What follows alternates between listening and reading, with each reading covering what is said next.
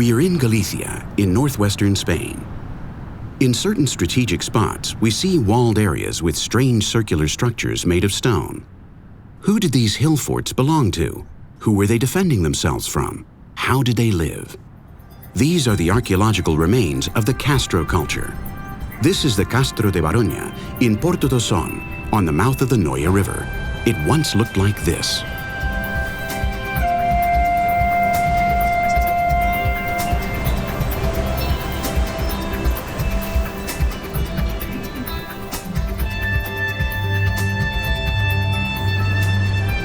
But before exploring life in a Castro, let's take a trip back in time.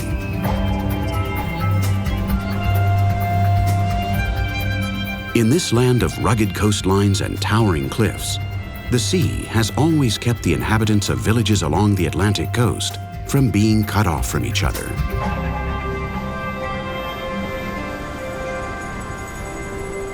Paleolithic man sought shelter in natural caves and caverns. His itinerant life of hunter-gatherer made it possible for him to survive in an environment that was fertile but extremely dangerous. His way of life changed drastically with the arrival of the agricultural age. It was then that he began to leave his mark on the landscape. In the megalithic era, the sea became a source of contacts. Before the Middle Ages, the people of Atlantic Europe were the first to build great monuments that were destined to stand the test of time.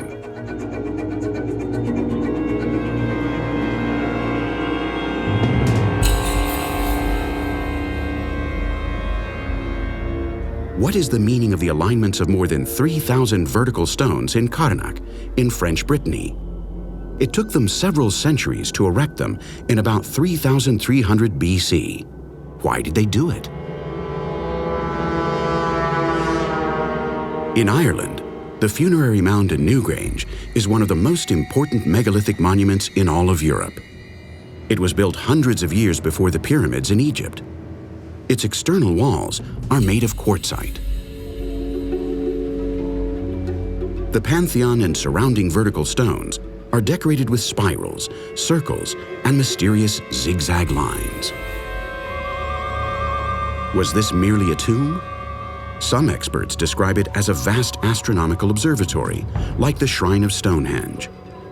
Its construction involved the removal, cutting, and transport of huge blocks of stone, some weighing as much as 30 tons each, from as far away as 70 kilometers. We continue to wonder why these titanic projects were undertaken, in which vast human and economic resources were mobilized, as well as requiring a capacity for planning and organization.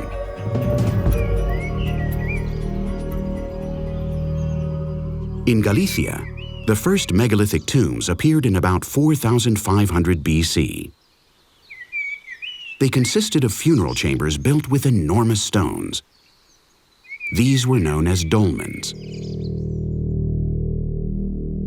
Raised to a vertical position, the gigantic stones formed a funeral chamber with a small entryway.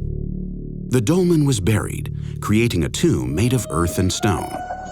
The largest stone blocks were cut to measure, sealing off the burial chamber.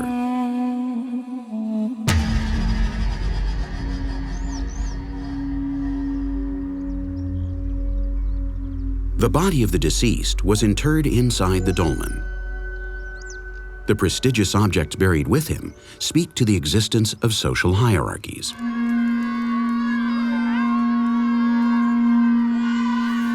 Those dolmens, or mamoas as they're known in Galicia, where notable members of the community were buried, functioned as veritable mausoleums. They were at once tombs and sanctuaries where ceremonies were held to make offerings to ancestors and to the cult of the dead.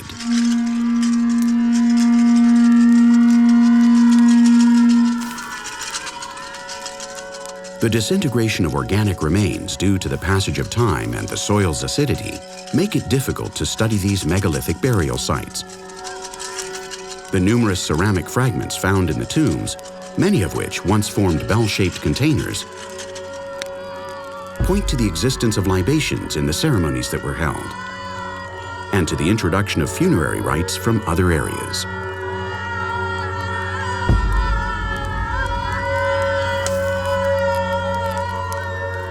The colossal effort made by late Neolithic societies in the construction of these monuments, as well as their presence in many parts of the countryside, show the important role played by ancestors and a profound belief in the great beyond, in life after death.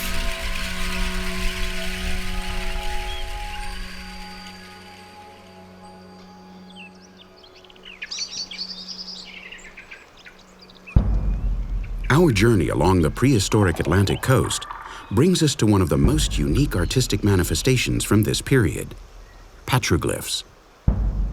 Man felt the need to capture in stone certain aspects of his life and his beliefs. The carvings were made by chiseling with pointed pieces of quartz or flint. Grooves were then widened using abrasion. Religious symbols appear alongside scenes from daily life. Galicia's Rías Bajas region is the principal site of Atlantic cave paintings, which can also be found on the British Isles and in French Brittany.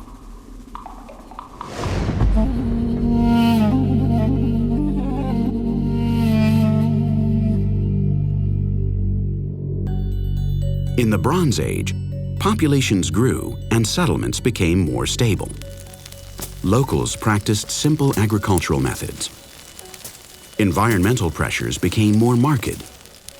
Forests were cut down and vegetation burned in order to create small fields. This is still the case today in less developed areas of the world. During controlled burns, they hunted small animals fleeing from the fire. They worked the land with spades made of stone and sticks to cultivate legumes and primitive varieties of wheat and other grains. Every few years, they changed location.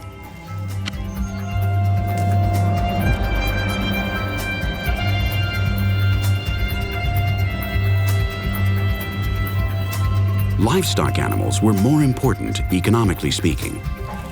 A budding industry in meat, milk products, hides, and wool was just beginning.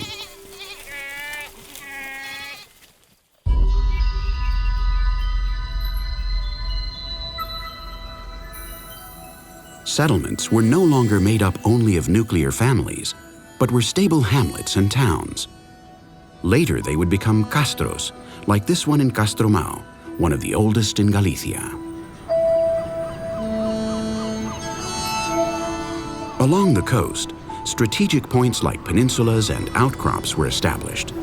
These offered naturally favorable defensive conditions and were reinforced using terracing and fences.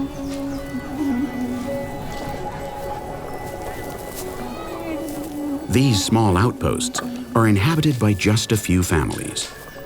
Their location makes it possible to directly access a great variety of resources from the sea. They make their living mainly by fishing, trapping shellfish, and raising gardens. These resources are complemented by raising livestock and gathering wild fruits. The sea becomes an open door for cultural and commercial exchange and contacts with other populations.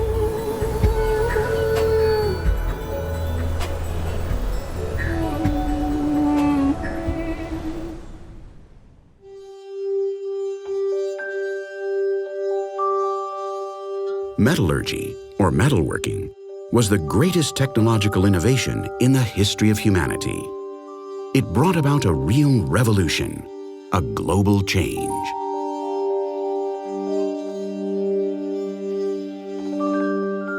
Polished stone tools provided a model for new tools made of bronze.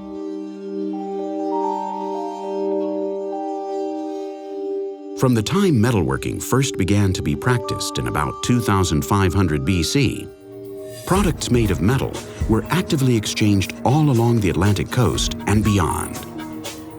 Intense sea traffic connected the Iberian Peninsula, the British Isles, and the area around the English Channel. They used boats made of wicker and covered in hide. These were waterproofed using tallow.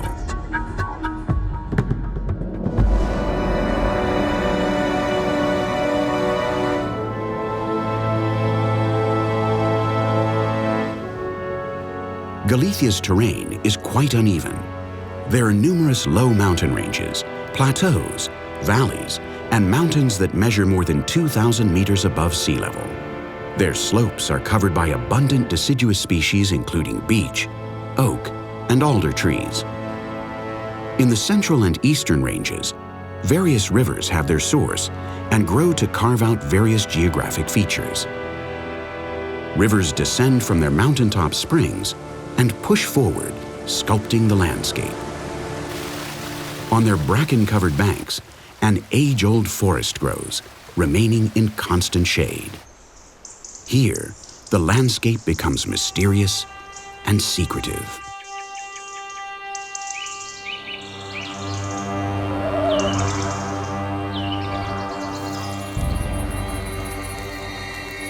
Societies in the Bronze Age consecrated nature with divinities that were associated with the mountains, rivers, springs, lakes, and forests. The shaman and medicine man drew their inspiration from the heart of these forests, which even today are the object of dark tales of witches and magic spells. Many features of religious practices from the Bronze Age have survived the passage of time, fossilized in European folklore. Nymphs, goblins, gnomes, and other spirits are mythical entities that have their roots in that remote era. It's possible that fishermen and hunters explored these hidden areas and were subjected to some sort of initiation ceremony, similar to those that are still common in some animistic communities in Africa and the Americas. Protection was provided from the fearsome supernatural forces that existed in these spots.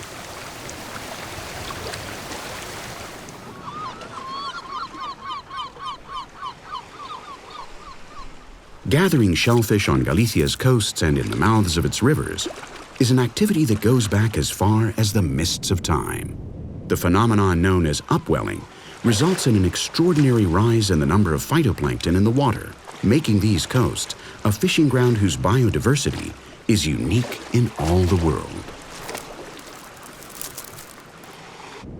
Settlers in the late Bronze Age, at the dawn of the Castro cultures, captured crustaceans among the rocks on the tidal flats.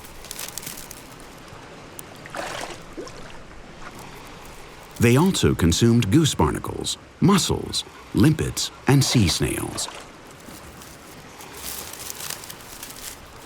Evidence of fishing has been discovered in the many remains of fish that have been found, including hake, mackerel, scad, sea bream, conger eel, and a full complement of other species. In order to make their catch, they used nets and hooks made of copper, bronze, and iron. Octopus meat was dried, while bluefish were smoked and then dry cured.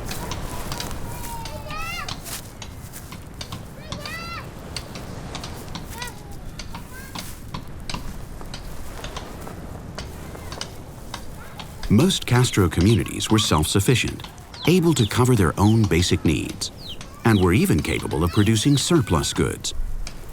In their stables, they raised domestic animals like rabbits, pigs, and certain birds.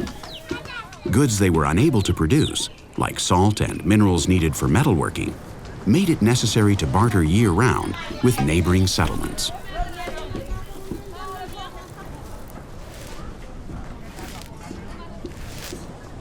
Curing hides was the basis for the leather industry.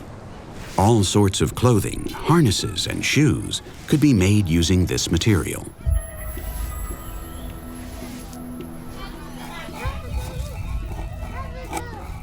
Grain was processed in boat-shaped mills, which required considerable effort.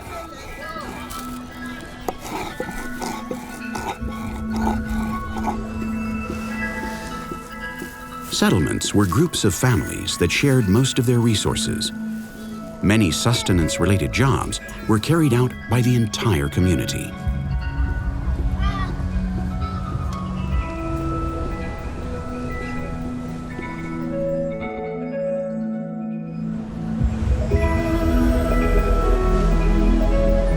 Our travels now take us to La Lanzada in the Rías Bajas region. The shrine and the remains of an ancient castle are witness to the significant role this enclave played in Galician history. Settled in the 7th century BC, it is a rich archaeological site that has provided valuable data on the Castro cultures. From the beginning, this was an enclave that was dedicated to maritime trade. Here, boats arrived from the southern part of the Iberian Peninsula, loaded with a wide variety of goods. Near this settlement, there were seams of tin, the metal that traders received as payment in their commercial transactions. En nuestras excavaciones arqueológicas en la Lanzada hemos encontrado evidencias materiales de los intercambios comerciales entre fenicios, cartagineses y castreños. Por ejemplo, aquí tenemos restos de ánfora. Las ánforas las traían los fenicios y los cartagineses en barcos que se apostaban aquí en la ensenada de Alanzada, y acompañando estos objetos aparecían también perfumarios, joyas, etc., ¿no? En este sentido, Alanzada fue un enclave comercial importantísimo en las relaciones entre el norte y el sur, entre el Atlántico y el Mediterráneo, ¿no? Gracias a esta navegación fenicia que llegaba aquí a Alanzada, ¿no? At the end of the Bronze Age, the Phoenicians founded trade routes all over the Mediterranean. They traveled to the ends of the known world, attracted by the wealth of the mythical Castros. These islands of tin were said in ancient myths to be located in the darkest part of the ocean, beyond the Pillars of Hercules.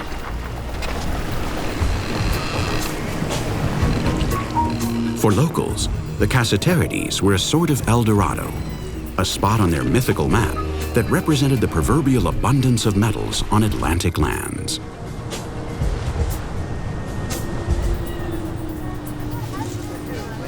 They traded with Atlantic settlements for centuries until the fall of Carthage in the 2nd century BC. They brought crockery, jewelry, textiles, preserves, salt, and metals. At the beginning of the 1st millennium BC, the Phoenicians had already introduced iron and glass to the southern areas of the Atlantic trade routes.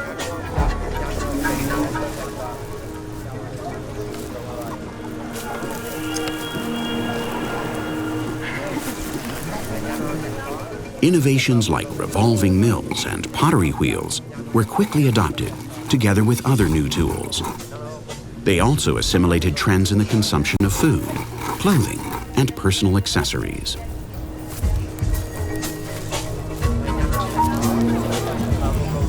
Atlantic settlements exported tin beginning in ancient times. They produced standardized weights, which they used to pay for imports. They also offered silver, gold, and animal hides in trade.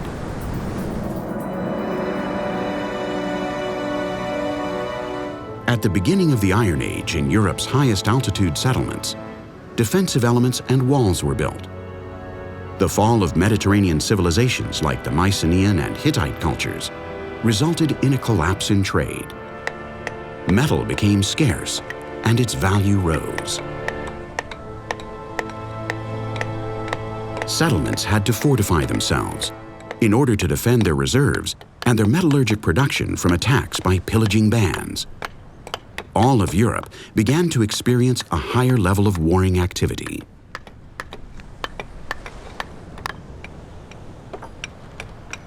New iron tools allow inhabitants of the Castros to perfect their stone hewing, woodworking, and building techniques.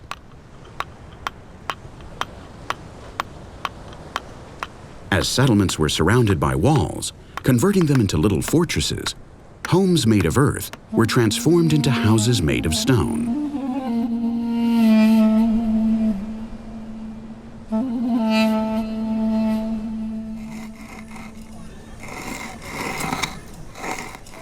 Significant population growth saw the multiplication of Castros in the area. Agricultural technologies exploited valley floors more effectively, allowing for higher productivity. New settlements were located at lower elevations.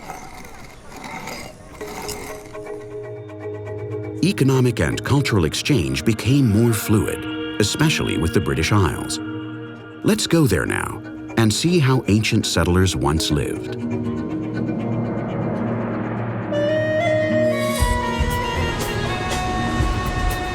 On the edge of a 100-meter cliff, we find Dun Aungasa, the largest prehistoric fortified settlement on the Aran Islands in Ireland. Its defensive system of concentric walls and stone spikes is quite similar to the Castros of Galicia.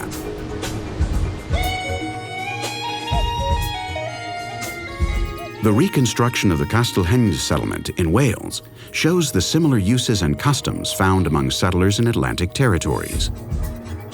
The houses are circular in shape, with walls of stone and a conical roof of plant fiber, practically identical to those found in the Castros.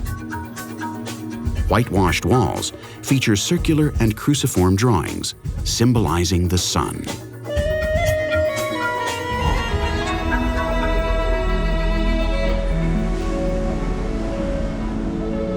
At the mouth of the Minho River, Santa Tecla Mountain is home to one of the most celebrated castros in northwest Spain. It was built around the 1st century BC.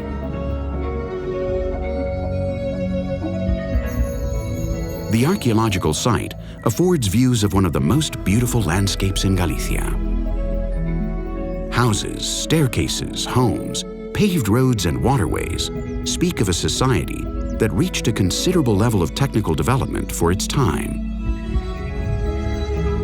Stonecutters worked in a variety of ways to adapt each building to the terrain. The large stables found in some sites indicate the importance of cattle, which provided pulling power, food, hides, and fertilizer.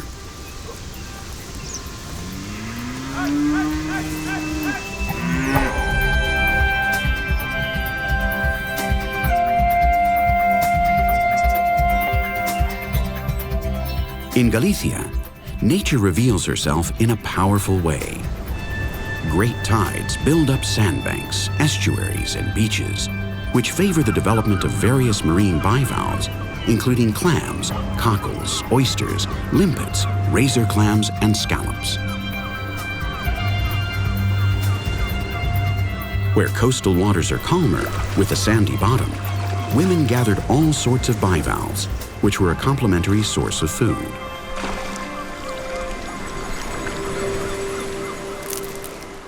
The size of species that have been documented by archaeologists is quite a bit larger than today's commercial sizes. Resources in those days were not being overexploited. We are familiar with the dietary habits in coastal Castros thanks to their waste sites. Scientists refer to these areas as concheiros, a name which speaks to the abundance of mollusks found there.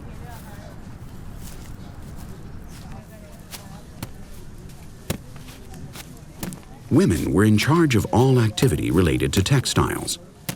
The remains of loom weights and spindles found in various dig sites tell us that weaving and spinning were of great importance to these communities.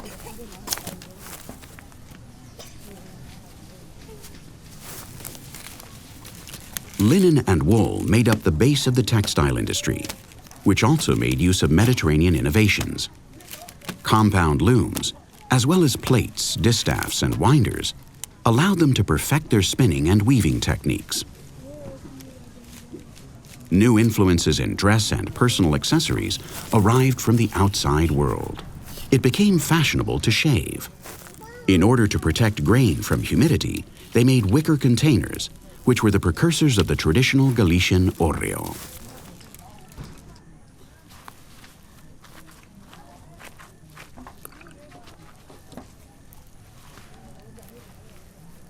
Although the potter's wheel was already in use, hand-molded ceramics continued to be common.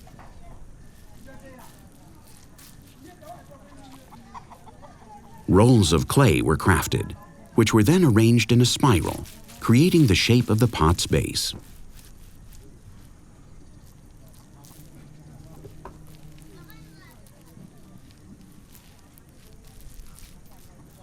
Afterward, the clay strips were molded together, the surface was smoothed over, and the final shape was obtained.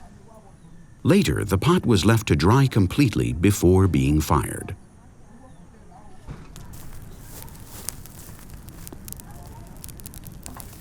More delicate pieces were fired using special pottery kilns. But generally, primitive bonfire ovens continued to be used to prepare small pieces for domestic use. These ovens consisted of a pit dug in the ground with a cross strip in the direction of dominant winds.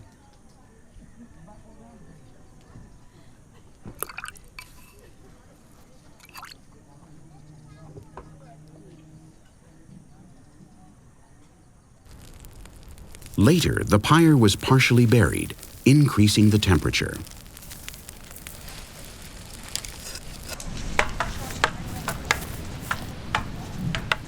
For many communities in the Northwest, warring activity played an important role.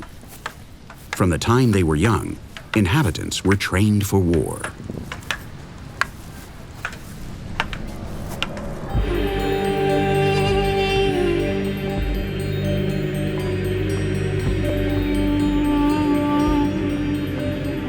The Castros perfected their defensive systems with a series of moats and parapets that followed the line of the fortified walls. They also reinforced their gates by flanking them with walls and huge towers. These were built for seeing and being seen. In later settlements, like this one in Villadonga, in Lugo province, the walls were purposefully built to be monumental, which lent an air of prestige to the setting.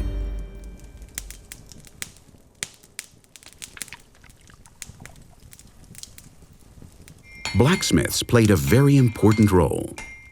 War and the defense of common goods against pillaging gave them special status. Locals depended on them for the production and improvement of weapons.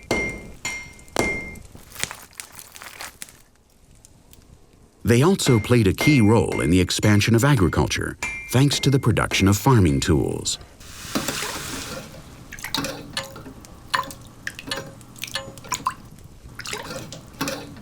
Galician warriors fastened a dagger to their belts and carried a round shield called a caetra. They could carry a sword or several spears. They protected themselves with helmets, cuirasses, and greaves, and adorned themselves with neck rings, armbands, and diadems. Los hombres, las mujeres y los niños que vivían en los castros formaban parte de una sociedad guerrera y campesina. La guerra era muy importante en estas comunidades y eso se refleja en el hecho de que sus poblados, sus asentamientos, los castros, están fortificados con fosos, con parapetos, con empalizadas, como vemos en este poblado, ¿no? Era una guerra importante, había una guerra para buscar botín entre distintas aldeas, había captura de ganado, de mujeres, y eso aparece muy bien reflejado en lo que son las referencias de los geógrafos latinos y griegos cuando nos hablaban de las comunidades castreñas. In the mountains of Galicia, horses graze freely. These local breeds, with their archaic features, are the descendants of those that lived here more than 2,000 years ago.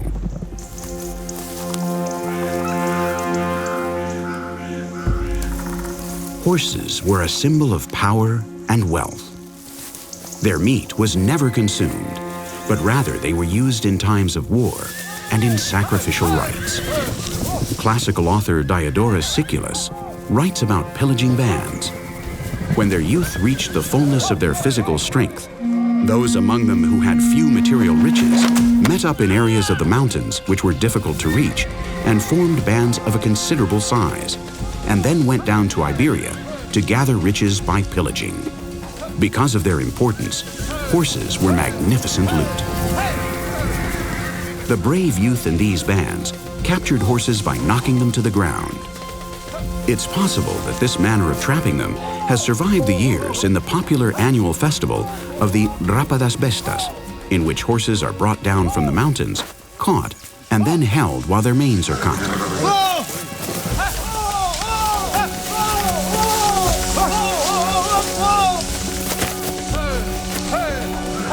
Greco-Latin historian Strabo, to whom we owe the best available descriptions of this time period, describes young inhabitants of the Castros in this way.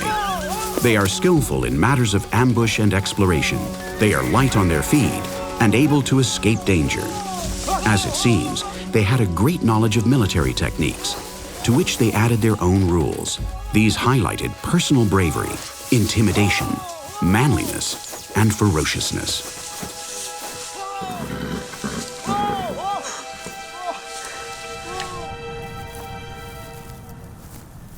We can assume that initiation ceremonies were held. To be accepted as warriors, young men had to pass a test. They had to either hunt a wild animal like a bear, a wolf, or a wild boar, or they had to kill one of their enemies.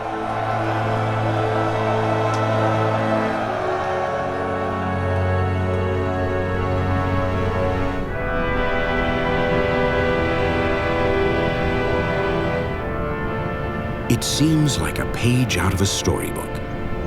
On this small peninsula, at the mouth of the Muros and Noya Inlet, battered by the sea and furious winds, we find the solitary citadel of Baroña, one of Galicia's most spectacular and most frequently visited prehistoric sites. This is an enigmatic spot. Visitors feel a magnetism that can be compared to that which is felt at the famous cromlech of Stonehenge. The monumentality of its structures and its geographical location make this an exceptional archaeological site among the more than 3,000 in Galicia, about half of all European sites on the Atlantic coast. Its fortified wall, which features various circuits on different levels, has an intentional scenographic feel. This daring public work reflects a decisive will to command a level of prestige over neighboring communities. At the Castro de Baroña in La Coruña, as in most archaeological sites, we can observe how the arrangement of structures in the interior of each area was determined by the line of the wall, the uneven terrain, and the curved layout of the dwellings. Each house was independent and shared no walls with any other, leaving dead space between each structure.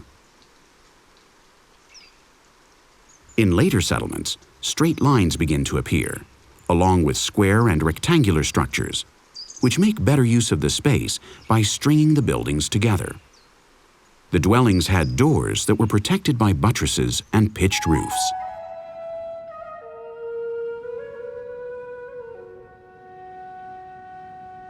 Urbanism in the Castros became highly developed in southern areas, from the Rias Bajas to the Duero River in modern-day Portugal. Here, large settlements called citanias emerged, like Briteiros and Sanfins. These were proto-cities, which had large populations and played a central role in territorial organization. Around the same time, the so-called monuments with ovens were built, also known as Castro Saunas. This example is from Punta dos Prados in Ortigueira, in the province of La Coruña. One of the best conserved examples is from the Castro of Briteiros. Strabo writes about how the Galicians took steam baths, following them up with cold water baths. They were built with large slabs of stone and were closed off from the exterior.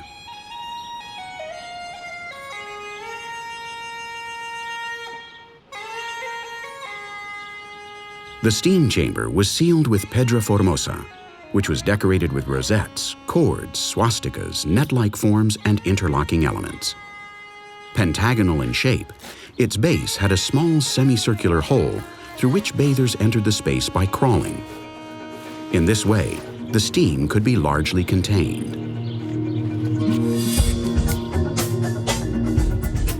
Castro saunas were built with a rectangular layout and were partially underground. They had pitched roofs and were divided into 3 rooms and 1 atrium. Water was channeled toward the interior, where it was heated by incandescent stones in the oven chamber.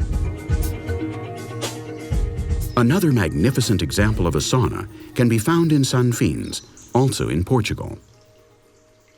According to some writers, the Castro thermal baths had a marked religious character, related to the initiation rites of warriors and to purification. The name Pedras Formosas comes from the incredible beauty of the first to be discovered embriteiros in the late 19th century.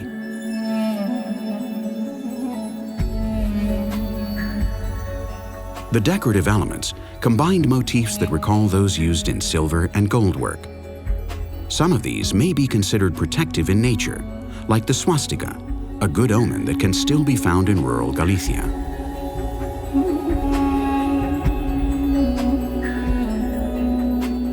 Decorative designs in the Castros are geometrical, with the curved line playing a leading role. It's believed that these architectural elements tended toward ostentation in an effort to express the social prestige of each home's inhabitants.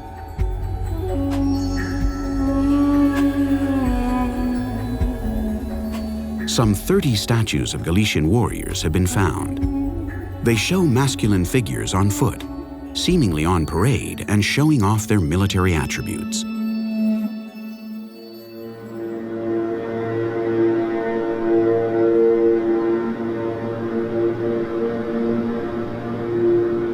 Hidden in the heart of the forests, experts have discovered Castro sanctuaries dedicated to the god Lugus, the most important of the Celtic deities.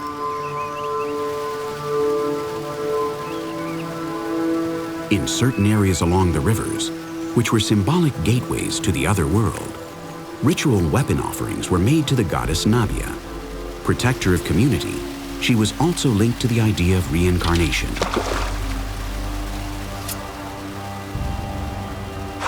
Warriors gave up their weapons in the presence of holy men who were consecrated to this deity.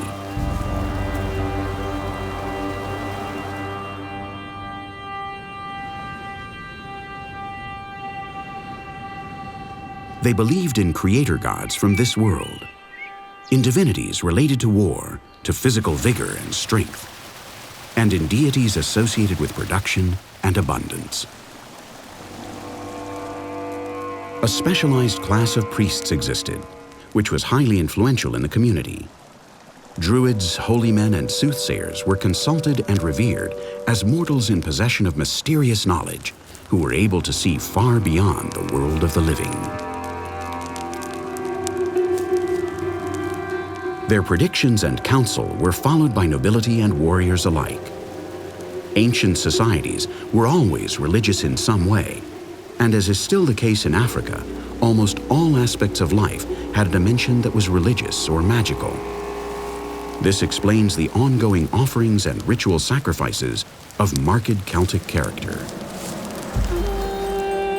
From its beginnings in the northern Alps, the Celtic language spread throughout the West and into the Iberian Peninsula, where several archaic variants of this language came to be spoken. In many spots where crosses can be seen today, there were once stones dedicated to each path, called lares viales. These were replaced by the church in the 6th century. The stones represented domestic deities related to ancestral spirits, which were believed to roam the trails. Strabo writes that the sick were left at crossroads to be cured by spirits that had suffered from similar illnesses. Many of the sanctuaries dedicated to these gods were Christianized through the many cruzeiros, which can still be seen throughout Galicia.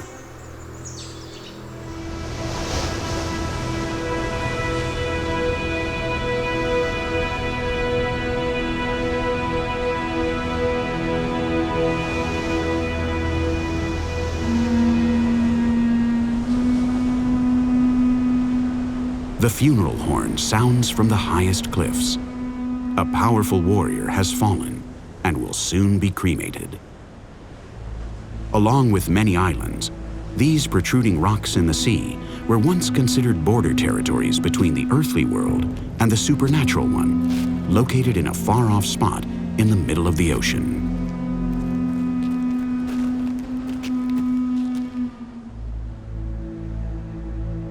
Castro funeral rites continue to be a mystery, as scarcely any archaeological trace has been left. But recently, an important discovery was made in Villalba, in the province of Lugo, a necropolis consisting of small holes with pots holding ashes. The tradition of Celtic cremation seems to have been revealed.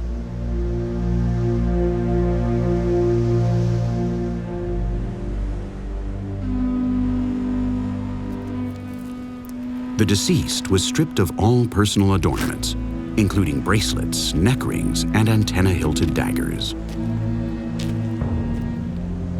The officiant handed his weapons and possessions to the dead man's nephew. In these northwestern lands, daughters traditionally inherited their mother's possessions, while males had a special bond with their maternal uncles.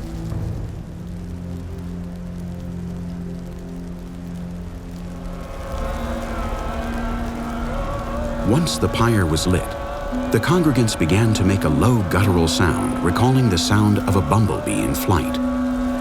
Until just a few decades ago, the sound could still be heard at the occasional Galician wake.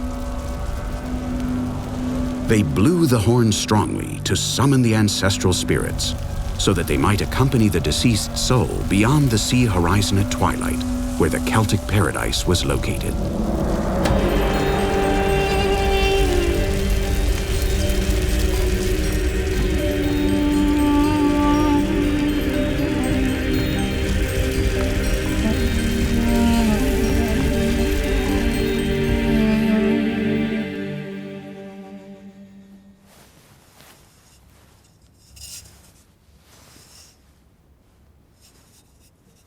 Recent discoveries made in Galician Castros show that the ashes of the deceased were buried in a cist or casket in the floor of the family home.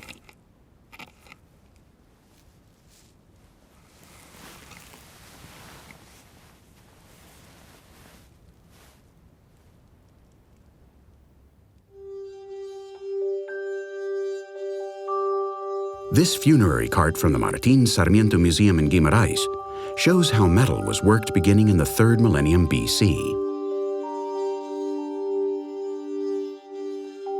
In the Castro Age, exquisitely refined techniques were developed.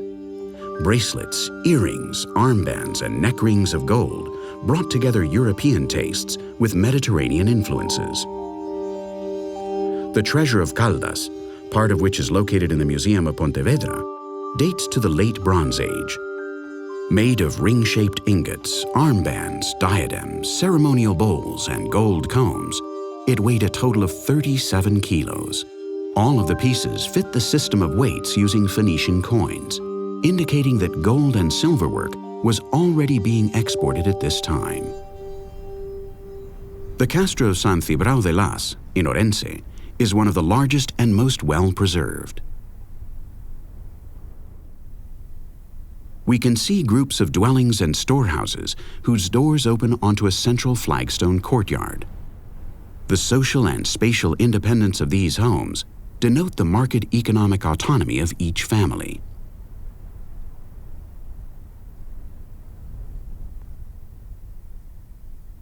The walls are monumental. There are cobblestone streets, cisterns, and waterways.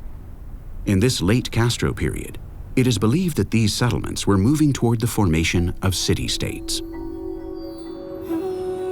We refer to the Celts, but did a Celtic nation ever really exist?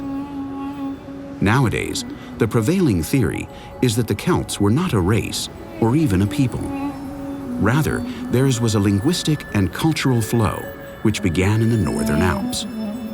There were communities that spoke languages from the Celtic group and which shared Indo-European pantheons and ideologies.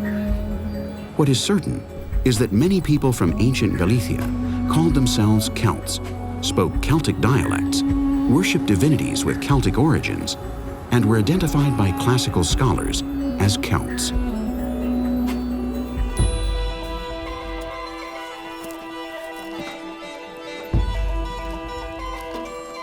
Banquets have always encouraged brotherhood at the table.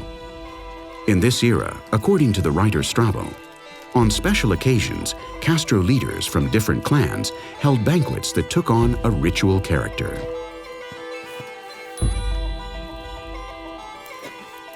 The Greco-Latin writer tells of how they were seated on benches that ran around the walls, according to age and rank. The food was passed around the circle while they drank the little wine they had.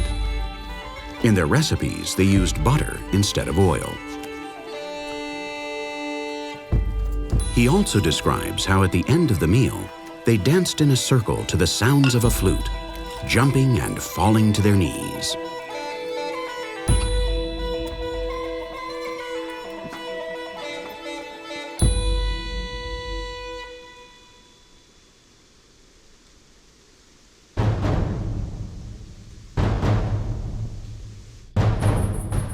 The soothing stillness of nature is altered by a far-off sound. Under the bowery of trees, the echo of a strange visitor can be heard. Peace is threatened by the arrival of the Roman legions.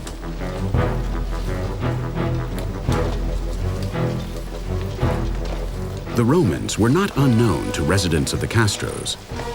Many Galician mercenaries had joined Hannibal on his march over the Alps against Rome. On their relentless advance, they found vestiges of ancient cultures.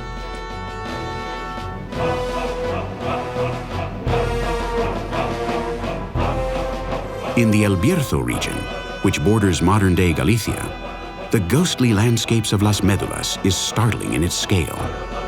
Its vertical walls are the result of the intentional demolition of the mountain that stood here before the arrival of the Romans.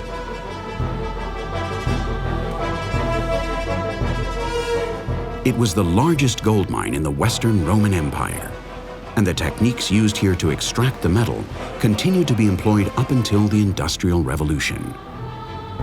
In order to reach the deepest reserves of gold, Roman miners destroyed huge swaths of land using a system known as ruina montium.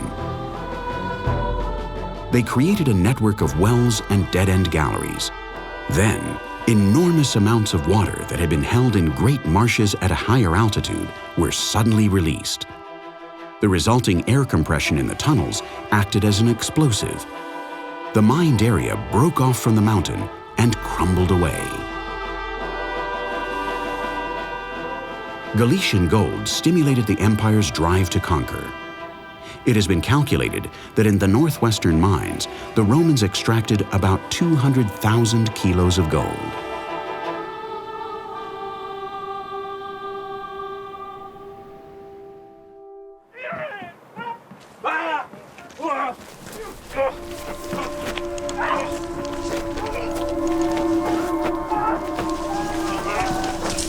Castro residents have captured a Roman magistrate and plan to sacrifice him so that they can use his body in a divination rite. Strabo speaks about these divination practices. They examine entrails without removing them, and they examine the veins located on the torso and make predictions as they touch them, and they consult the entrails of their prisoners of war.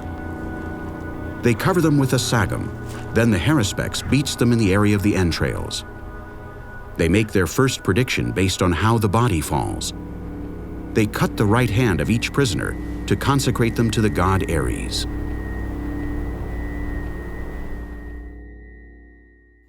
Occupation of the northwestern part of the peninsula was slow and costly. The conquest took place in 3 phases. In the year 136 BC, Brutus Gallicus annexed the area between the Duero and Minho rivers. In 61 BC, Julius Caesar reached the port of Artebros on a maritime expedition and was not met with resistance. The Emperor Augustus personally directed the campaigns in the Cantabrian Wars, which ended in 19 BC. Diodorus relates that the residents of the north sang victory hymns when they were crucified. Prisoners committed suicide. Mothers killed their own children rather than falling into slavery. They preferred death to defeat. The arrival of the Romans was the beginning of the end for the Galicians. Imperial powers used existing structures to integrate the population. In the late 1st century AD, The Castro culture had come to an end.